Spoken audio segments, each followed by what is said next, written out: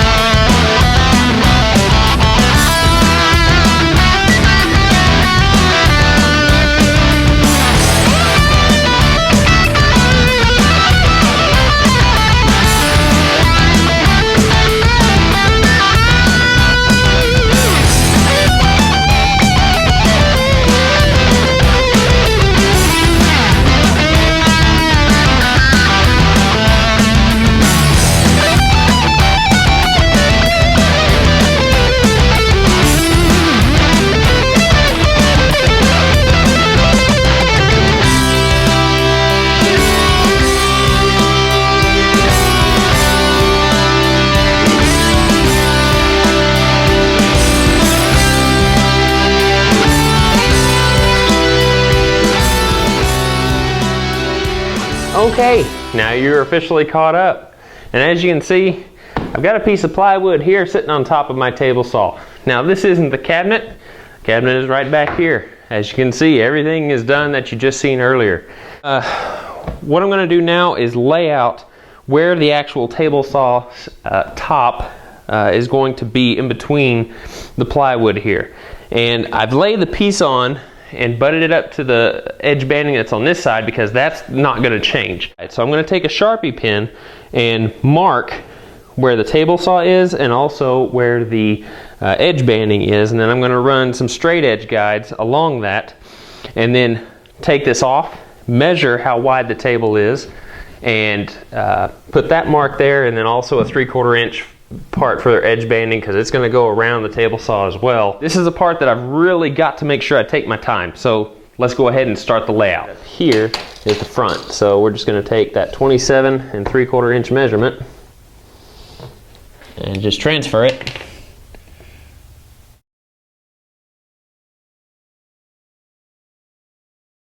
Another thing that I like to do on cross grain when it comes to cutting on plywood, especially if you're going to use a circular saw or jigsaw, is to score your line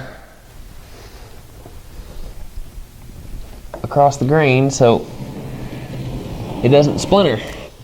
Now, because of the way that I had to set up my straight edge jig here, I'm going to have to do a plunge cut into the plywood, and I've moved the wood on top of my cabinet over where the table saw sits, so there's just a big void down here, so the blade's not going to hit anything that's on my cabinet.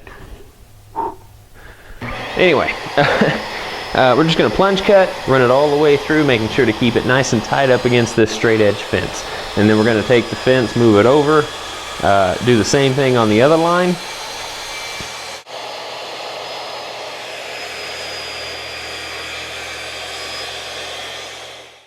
Now, while using my stool to help hold up the wood, I'm going to go ahead and use my circular saw and jig to complete my cut.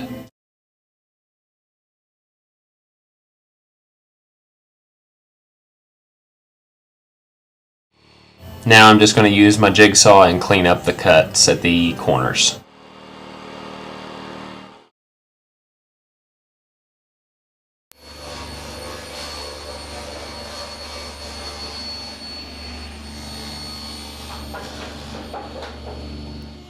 Now, to reduce the risk of tear out on the white top, I'm just going to use a flush trim bit and my router to go around the cutout in the original plywood.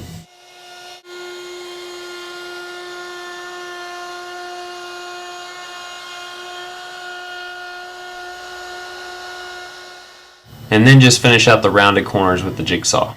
Alright guys, that pretty much wraps up this episode. I want to thank you guys for tuning in. I hope you guys are stoked with this project, and if you are, be sure and give this video a thumbs up. And if you want to check out my prior episodes because you're new to this channel, you can click on this link right over here and it'll take you to everything you want to see. And if you are new to this channel, be sure and subscribe to it. You won't miss a thing. Whenever I post a new video, you'll be alerted each and every week. So be sure to follow me on my social media like Facebook and Twitter, and you won't miss a thing there either. And I guess until next week, guys, we'll start the torsion box assembly that'll be encased in this top. Until then, be safe in your shops, and I will see you next week. Cut!